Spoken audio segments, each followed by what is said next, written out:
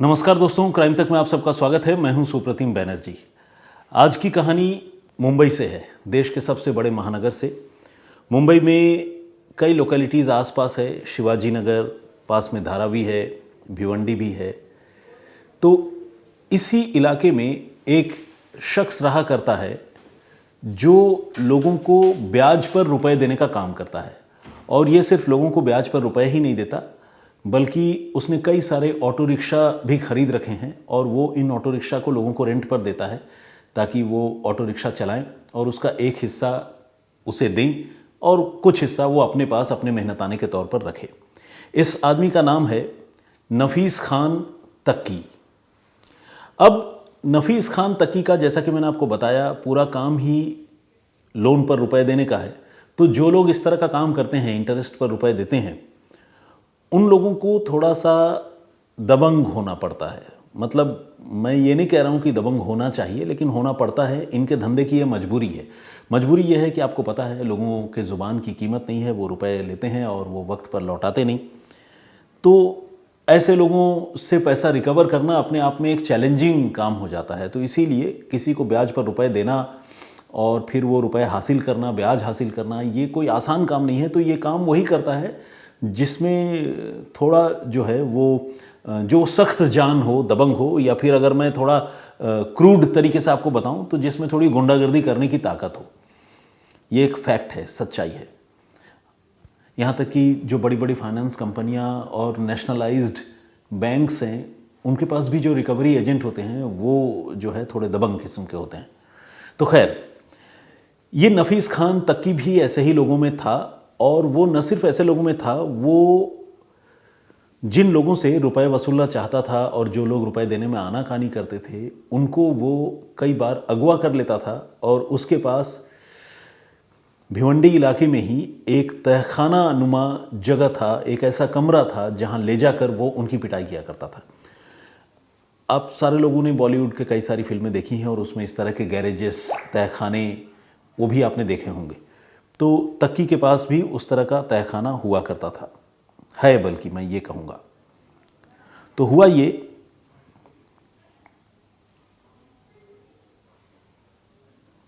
आज मैं डॉक्यूमेंट्स जो है वो लेकर नहीं आया हूँ और सारी चीज़ें मैंने मोबाइल पर ही आज रखी हैं, एक तरह से पेपरलेस तरीके से आप लोगों के बीच हाजिर हूँ। तो खैर, अब तक्की के बारे में पुलिस को ये जानकारी मिली कि उसने एक आदमी की लोन रिकवरी के चक्कर में इतनी बुरी तरह से पिटाई की कि उसकी मौत हो गई। क्राइम ब्रांच को जब इसके बारे में पता चला तो क्राइम ब्रांच ने इस इन्फॉर्मेशन को वेरीफाई किया। वेरीफाई करने पर पता चला कि हाँ, वाकई तक्की ने ऐसा किया है। और तक्की के साथ 3-4 और लोग इस मामले में शामिल हैं, जिनका नाम है शाकिर शेख, शब्बी खान और अतीक मोमिन।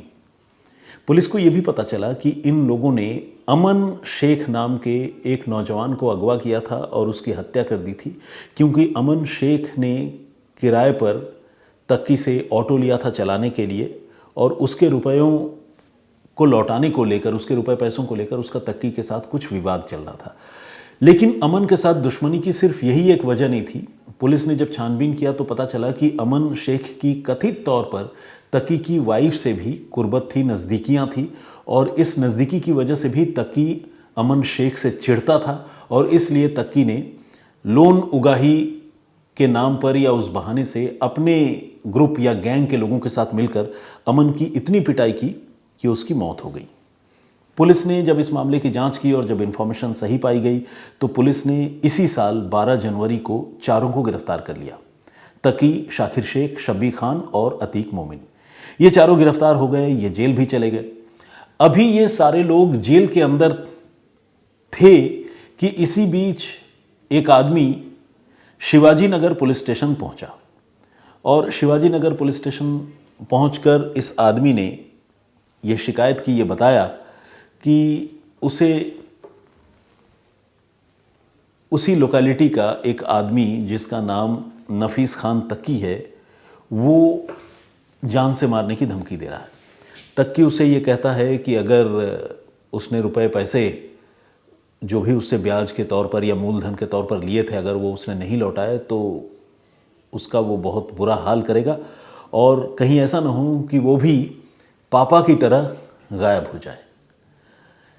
लिटरली यही लाइन, यही बात उस पीड़ित आदमी ने पुलिस थाने में जाकर बताई। पुलिस को नफीस तक्की और उसके गैंग के बारे में पता था, क्योंकि हाल ही में पुलिस ने उसे गिरफ्तार भी किया था और उसे जेल भी भेजा गया था। तो इनके बारे में पुलिस को जानकारी थी। पुलिस को ये भी पता था कि ये लोग जेल में हैं। पुलिस ने पूछा कि भाई तुम्हारे साथ ये वाकया कब हुआ, कब धमकी दी? तो उस पीड़ित आदमी ने बताया कि अभी पिछले महीने 18 दिसंबर को इन लोगों ने मुझे धमकी दी थी और उस रोज़ उन्होंने कहा था कि तुम भी पापा की तरह गायब हो जाओगे और किसी को पता भी नहीं चलेगा। अब पुलिस ने जब ये बात सुनी तो पुलिस थोड़ी हैरान हुई कि भाई ये पापा कौन है जिसे तकी और उसके गुर्गों ने गायब कर दिया है। पुलिस को कुछ देर के लिए ये भी लगा कि कहीं ऐसा तो नहीं कि ये अमन खान नाम का जो ऑटो ड्राइवर था जिसकी हत्या के जुर्म में नफीस तक्की और उसके साथियों को पकड़ा गया है, उसी का निकनेम तो नहीं है। तो पुलिस ने जब अमन खान के बारे में जानकारी जुटाई तो पता चला कि नहीं, उसका नाम पापा नहीं है। यानी पापा कोई और आदमी था जिसके हवाले से या जिसका नाम लेकर नफीस तक्की बाकी लोगों को धमकियां दे रहा था। पुलिस ने उस शिकायत करने वाला आदमी को फिर से बुलाया और कहा कि अच्छा ये बताओ, तुमको जब धमकी मिली उसके बाद क्या तुमने पता लगाने की कोशिश की कि ये पापा कौन है, क्या है? तो उस पीड़ित आदमी ने, जो पुलिस के पास शिकायत लेकर पहुंचा था, उसने बताया कि जी साहब, हमने बिल्कुल पता लगाया और पता लगाने के बाद मुझे कई सारी बातें अभी जानकारी में आई भी हैं, मुझे पता भी चला है। उसने पुलिस को ये बताया कि ये पापा जो है बेसिकली कबीर इदरीसी नाम के एक नौजवान का निकनेम है, उसका दूसरा नाम है। और कबीर इदरीसी जो है वो गोवंडी इलाके में रहता है और वो 4 नवंबर से वाकई गायब है। जब मुझे इन लोगों ने धमकी दी, मैं डर गया, आप लोगों के पास आकर शिकायत की और मैंने अपने तौर पर ये पता करने की कोशिश की क्या वाकई इन लोगों ने पापा नाम के किसी आदमी को गायब किया है या नहीं। और जब मैंने इसके बारे में जानकारी जुटाई तो मुझे पता चला कि गोवंडी का रहने वाला एक नौजवान कबीर इदरीसी वो गायब है और उसे इन लोगों ने कुछ रुपए और ऑटो चलाने के लिए और रुपए उधार के तौर पर दे रखे थे।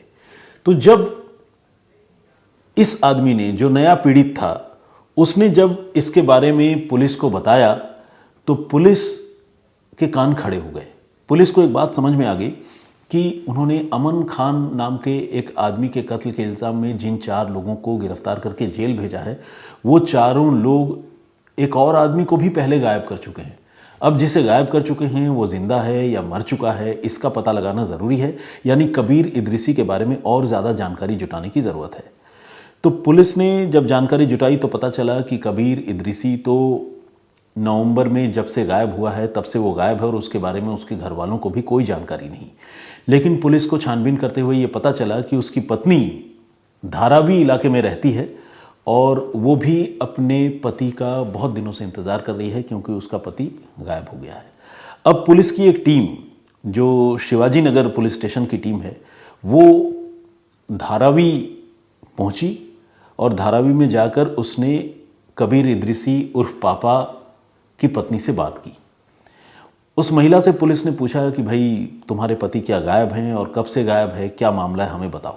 तो उस महिला ने बताया कि देखिए साहब, मेरे पति तो नवंबर महीने से ही गायब है और मैं बहुत परेशान हूं और मैंने इस सिलसिले में बाकायदा धारावी पुलिस स्टेशन में रिपोर्ट भी लिखवाई है, लेकिन रिपोर्ट लिखवाने के बावजूद मेरे पति का अभी तक कोई पता नहीं चला है और मैं उनको ढूंढ रही हूँ।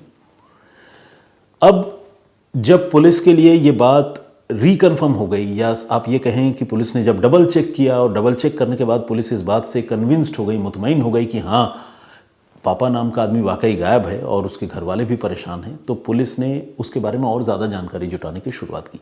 शिवाजी नगर की पुलिस इस मामले की जांच कर रही थी। छानबीन करते हुए पुलिस को पता चला कि इस लड़के ने, कबीर इदरीसी उर्फ पापा ने, नफीस तक्की और उसके गैंग के लोगों से 70,000 रुपये उधार के तौर पर लिए थे और इसके लिए वो बहुत हाई इंटरेस्ट जो है वो चुकता कर रहा था। तकरीबन पूरा का पूरा मूलधन यानी 70,000 रुपये उन्होंने नफीस तक्की और उसके साथियों को चुका भी दिया था।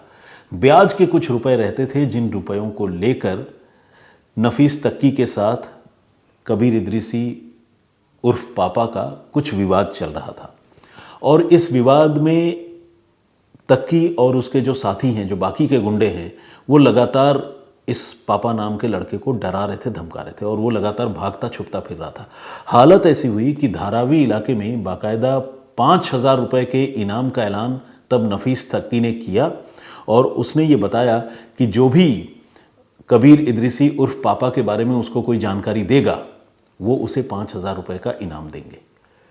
किस्मत का खेल देखिए या आप कहिए कि इत्तेफाक देखिए, ये जो कबीर इदरीसी उर्फ पापा है उसका बहनोई नफीस तक्की को जानता था और उसको ये लगा कि अगर मैं अपने साले को नफीस तक्की से ले जाकर मिला देता हूँ तो मुझे 5,000 रुपये बड़ी आसानी से मिल जाएंगे।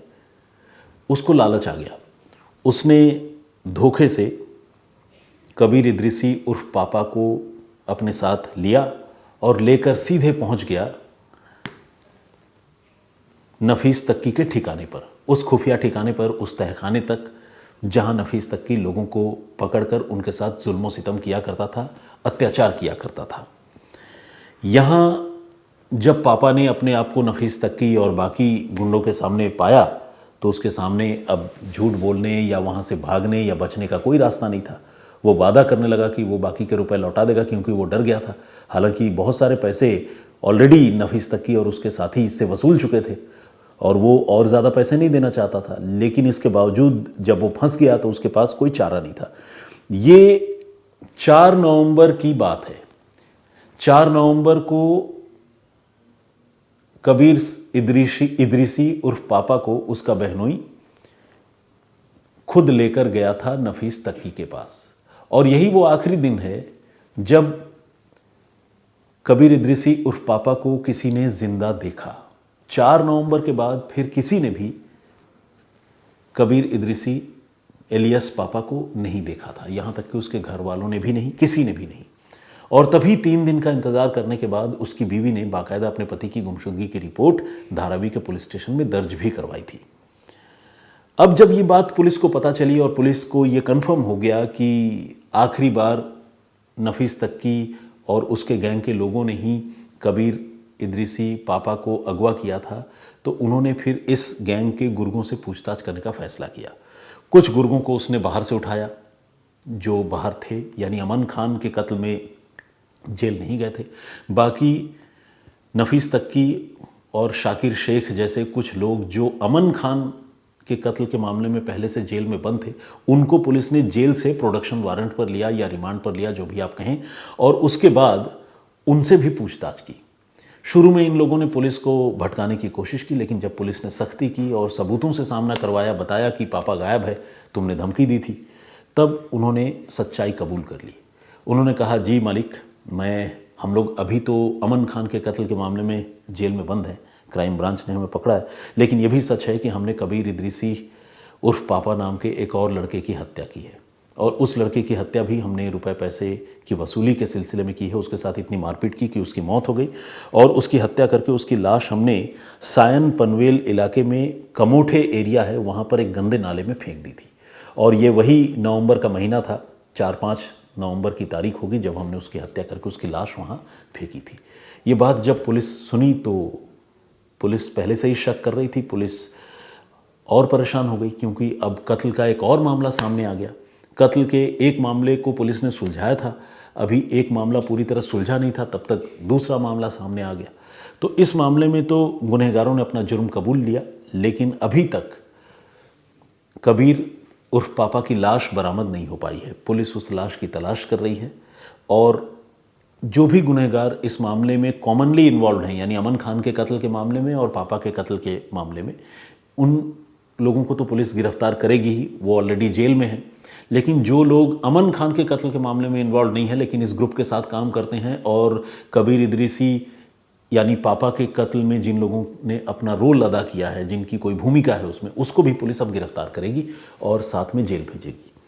तो ये मामला, जिसे आप कह सकते हैं कि मुंबई का एक अंडरबेली जिसे कहते हैं, एग्जैक्टली अंडरवर्ल्ड तो नहीं कहेंगे, लेकिन गुंडों की और वसूली रैकेट चलाने वाले लोगों की जो दुनिया है उससे जुड़ी ये कहानी है, जिसमें पुलिस ने कत्ल के एक मामले को सुलझाया, लेकिन एक मामले को सुलझाने के साथ ही एक और मामला पुलिस के संज्ञान में आ गया, नॉलेज में आ गया। तो कई बार होता ऐसा ही है कि पुलिस जो है किसी मामले की तफ्तीश में आगे बढ़ती है, लेकिन इससे पहले कि उस मामले की तफ्तीश पूरी हो, कोई और कहानी उस मामले से जुड़ी सामने आए, कहानी में ट्विस्ट आ जाता है। तो इस मामले में ऐसा ही ट्विस्ट आया और कत्ल का एक मामला सुलझाते हुए पुलिस ने दो मामले सुलझा दिए।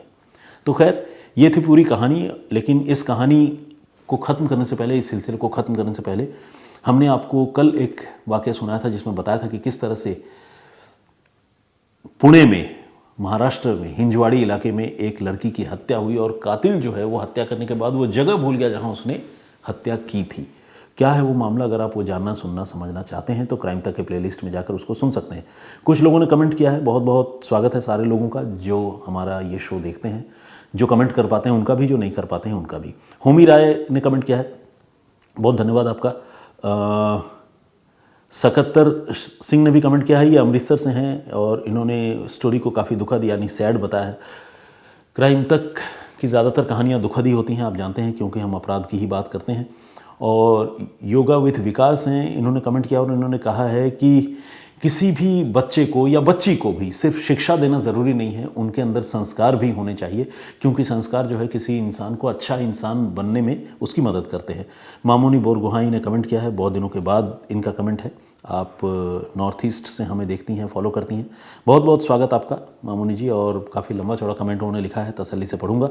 लर्न विथ 6879 इन्होंने कमेंट किया है, इन्होंने कहानी को अविश्वसनीय बताया है जो प्रीवियस स्टोरी मैंने सुनाया था। कोकिल के नाम से हमारे एक दर्शक हैं, उन्होंने बांग्ला में लिखा है, नमस्कार दादा। मोहम्मद फजलू हसन ने कमेंट किया है, सर ये देखकर बहुत अच्छा लगा कि जो सीसीटीवी फुटेज आपने दिखाया। अच्छा, कल जो स्टोरी थी उसमें हमने कुछ ओरिजिनल स्टोरी से रिलेटेड सीसीटीवी फुटेज जो है वो दिखाए थे, तो हुसैन साहब ने उसके लिए कॉम्प्लीमेंट किया है, thank you very much. Sumera Rathore ji ने भी कमेंट किया है, बहुत स्वागत आपका। विक्रम कुमार, बेलिना रोड्रिक्स का कमेंट है। द कुरुक्षेव इस तरह से एक आईडी है, मैं पूरी तरह से ठीक से प्रोनाउंस नहीं कर पा रहा हूँ। सहेंद्रा देवी के नाम से एक आईडी है, बहुत बहुत स्वागत आपका। किशोर देव ने कमेंट किया है। विजेंद्र सिंह जी का कमेंट है। परूप श्रेष्ठा जी जर्मनी से देखते हैं। प्रदीप भाम्बू जी हमारे रेगुलर लिसनर हैं। मौलाना निसार अहमद नागपुरी साहब क्राइम तक के बहुत ही ख़ास मेंबर हैं, क्योंकि रेगुलर हमें फॉलो करते हैं, हमें कमेंट करते हैं, हमारे शोज़ और प्रोग्राम्स देखते हैं। दीपक हीरा जी ने भी कमेंट किया है। सुरेश शेट्टी ने भी अपनी बात रखी है, उन्होंने लिखा है, बहुत सही पत्रकारिता, थैंक यू वेरी मच। आज की तारीख में पत्रकारों की साख पर अपने आप में एक बहुत बड़ा सवाल है। आप समझते हैं कि लोग अपनी अपनी निगाहों और चश्मों से सारी चीज़ों को देखते हैं, तो कोई अगर पत्रकारिता को लेकर तारीफ़ करता है तो मुझे वाकई बड़ी संतुष्टि होती है। मुझे लगता है कि चलो ठीक है, कुछ तो कर रहे हैं अगर किसी ने कुछ अच्छा बोला है तो एनीवे, राजू विश्वकर्मा ने भी विश्वकर्मा ने भी कमेंट किया है, बहुत बहुत स्वागत आपका। विनय नसवाली जी हैं। सुरेंद्र जी का कमेंट है, नहीं, सुनंदा कक्कर का कमेंट है, बहुत स्वागत आपका। कक्कर या काकिर जो भी है। मेहदी रिजवी ने भी कमेंट किया है। विकास कुमार का कमेंट है। नीलम पांडे जी हैं और सुभाष वाल्के हैं, इन्होंने भी कमेंट किया है। और साथ ही और भी बहुत सारे लोगों के कमेंट है। शिवा रावत और रेशमा क्वीन, नीलम रानी, कपिशरे, सादिक रज़ा और भी बहुत सारे लोग। Thank you very much all of you, इतने सारे कमेंट्स के लिए, इतनी हौसला अफजाई के लिए। मैं फिर हाजिर होऊंगा किसी और कहानी, किसी और वाक़े के साथ। तब तक इस कहानी पर आपकी जो राय या सोच है, आपसे गुजारिश करूंगा कि उसे कमेंट बॉक्स में लिखकर मुझ तक ज़रूर पहुंचाएं। जल्द मिलते हैं, फिलहाल इजाज़त। जय हिंद, जय भारत।